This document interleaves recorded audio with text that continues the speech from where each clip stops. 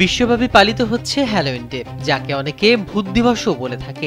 ইংরেজিতে হ্যালোইন শব্দটি এসেছে অল হ্যালোজ ইভ থেকে, যার অর্থ পবিত্র সন্ধ্যা। এটি মূলত খ্রিস্টানদের অল সেন্ট ডে উৎসবের আগের রাত। তবে এখন এটি ধর্মীয় সীমা পেরিয়ে বিশ্বজুড়ে এক সাংস্কৃতিক উৎসবে পরিণত হয়েছে।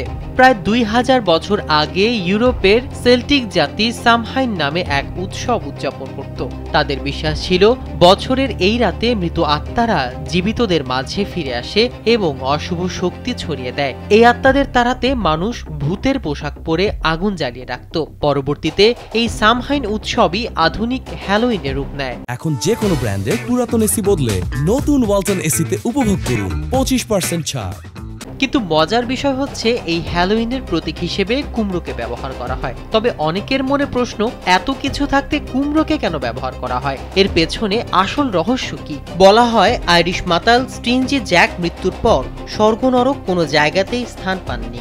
তাকে পৃথিবীতে ফিরিয়ে দেয়া হয় এক শালগমের ভেতরে জ্বলা আলোর সঙ্গে। পরবর্তীতে ইউরোপে শালগমের জায়গা নেয় কুমড়া, যা এখন হ্যালোইনের অপরিহার্য অংশ।